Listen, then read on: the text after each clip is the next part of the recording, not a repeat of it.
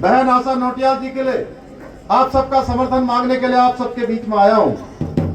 आप सभी जानते हैं पिछले लंबे समय से, लगभग 3 दशक से भी अधिक समय से आप सबके बीच में रहकर केदारनाथ विधानसभा को आगे बढ़ाने के लिए, यहाँ के हर वर्ग को आगे बढ़ाने के लिए समर्पित भाव से लगातार काम करती रही हैं।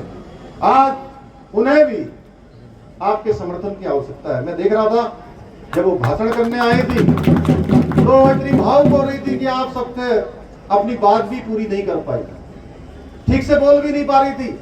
आप समझ सकते हैं लगातार क्षेत्र में काम करने के बाद आज उनकी भी एक परीक्षा हो रही है और इस परीक्षा में वो अकेले नहीं है। ये आप सब लोगों को समर्थन देना है, आप सब लोगों को आशीर्वाद देना है। भाइयों बहनों, पहले की सरकारें केवल दिखाने के लिए हमारे अनुसूचित समाज की बात करती थी, शिल्पकार समाज की बात करती थी, लेकिन काम कुछ नहीं करती थी। अगर किसी ने काम किया है धरातल पर, किसी ने उनके कल्याण के लिए, उनके उत्थान के लिए, उनके विकास के लिए किसी ने काम किया है तो 2014 के बाद चाहे अनुसूचित समाज हो, चाहे अनुसूचित जनजाति समाज हो, चाहे वो हमारा शिल्पकार समाज हो, उस समाज को आगे बढ़ाने का काम किसी ने किया है तो हमारे देश के यशस्वी प्रधानमंत्री भारत माँ के लाल नरेंद्र मोदी जी ने किया है। भाइयों बहनों, उन्होंने समर्पित भाव से काम किया है। आज चाहे कोई क्षेत्र हो, शिक्षा का क्षेत्र हो, चिकित्सा का क्षेत्र हो, चाहे वो आज अनुसूचित वर्ग हो या जनजातीय समाज हो, उनके विशेष हितों को ध्यान में रखकर आज अनेक योजनाएं देश और प्रदेश के अंदर बनाई जा रही हैं।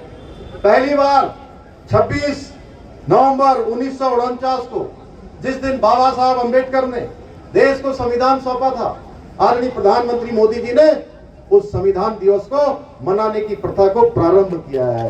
संविधान को सभी राष्ट्रीय पर्व के रूप में मनाने का निर्णय लिया है। इस दिन को बाबा साहब से जुड़े हुए अनेक स्थल, कुछ महत्वपूर्ण स्थल जिनको भव्य पंच तीर्थ का निर्माण अगर किसी ने करवाया, किसी ने देश की आजादी के बाद इस दिशा में सोचा तो वो काम भी किसी ने नहीं किया, केवल हमारे प्रधानमंत्री नरेंद्र मोदी जी ने किया।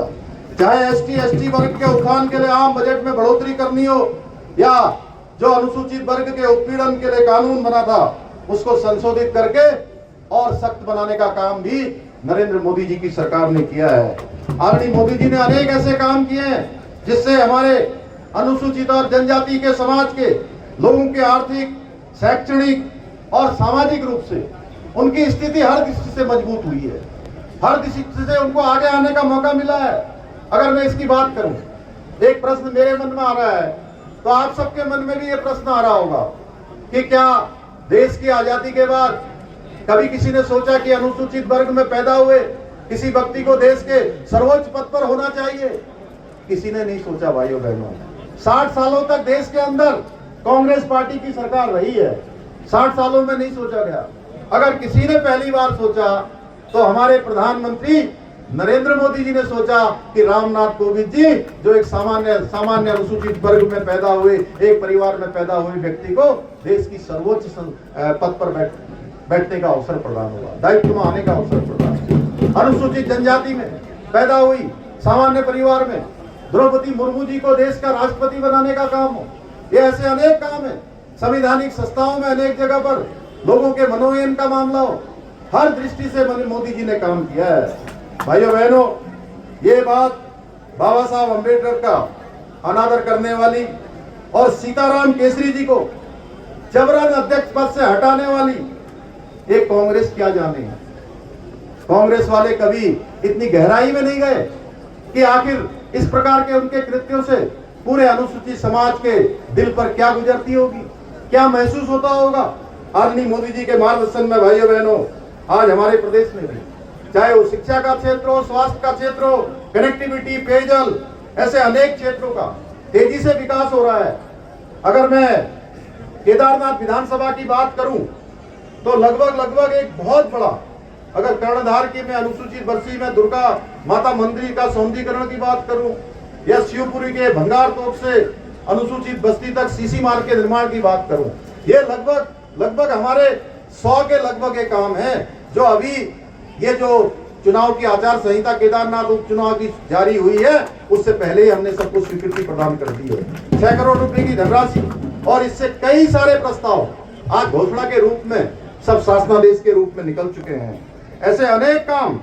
और आज अगर हम केदारनाथ धाम के विकास की बात करें तो हमारे प्रधानमंत्री मोदी जी के नेतृत्व में 2014 के बाद 2000 करोड़ रुपए से भी अधिक की धनराशि से वहां पुनर्निर्माण के काम चल रहे हैं। वहां कंट्रोल रूम बन रहा है, अस्पताल, ऑक्सीजन पार्लर, पुलिस थाना, प्रशासनिक भवन, तीर्थ पुरोहितों के लिए आवास बनाना हो, इकाइयां, धर्मशाला आदि का निर्माण किया जा रहा है। बहुत जल्दी मैं आज इस मंच से कहना चाहता हूं, बहुत जल्दी हम गोंडा बनटोती मोरगोंडा नदी पर पुल का निर्माण करने के साथ ही अगस्त मुनि के साणेश्वर मंदिर का सौंदर्यीकरण का काम, पठालीधार में खेल मैदान का निर्माण, अगस्त मुनि राजकीय स्नातकोत्तर महाविद्यालय में ऑडिटोरियम का निर्माण, या 10 जुला क्षेत्र के जगतौली में एक मिनी स्टेडियम के निर्माण का कार्य भी आरंभ हो जाएगा। भाइयों बहनों, आदरणीय मोदी जी की प्रेरणा से हमारी राज्य की सरकार अनेक विकास के कामों को आगे बढ़ा रही है, विकास को भी आगे बढ़ा रही है, विरासत का भी संरक्षण कर रही है। चाहे बाबा साहब भीमराव अंबेडकर जब संविधान बना रहे थे तो उस संविधान में उन्होंने एक प्रावधान किया था, अनुच्छेद 44 का प्रावधान किया था।